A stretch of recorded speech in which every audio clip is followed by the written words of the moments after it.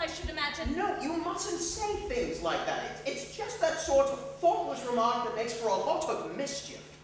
Oh, indeed. Uh-huh. What cheer, Finch? Very serious news from your father, Miss Clarendon. Very serious news indeed. Perhaps I should better go. By no means, Mr. Valentine. You are deeply concerned in this. Mrs. Clarendon, your husband demands custody of his two younger children who are not of age. To take Dolly from me? But how nice of him, Mamma. He likes us. I am sorry to have to disabuse you of any such illusion, Miss Dorothea. Dorothea. Oh, Finch. No.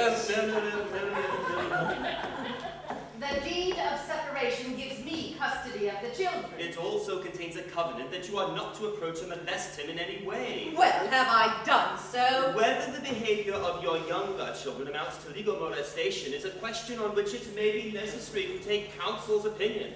At all events, Mr. Crampton not only claims to have been molested, but he believes that he was brought here by a plot in which Mr. Valentine acted as your agent. What's that, eh? He alleges that you drugged him, Mr. Valentine. So I did.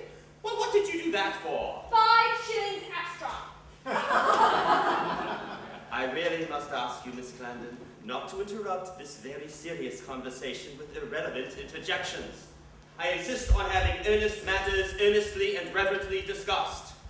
Miss Clarendon, it is my duty to tell you that your father has also persuaded himself that Mr. Valentine wishes to marry you. I do. In that case, sir, you must not be surprised to find yourself regarded by the young lady's father as a fortune hunter. So I am. You don't expect my wife to live on what I earn, 10 pence a week.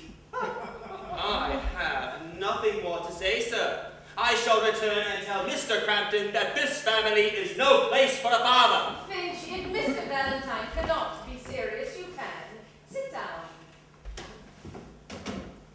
You know that this is just a made-up case, that Fergus doesn't believe in it any more than you do. So give me your real advice.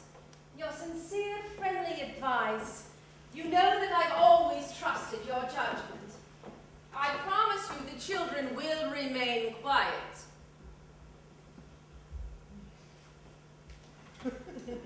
Well, what I want to say is this. In the old arrangement with your husband, Mrs. Clarendon, you had him at a terrible disadvantage.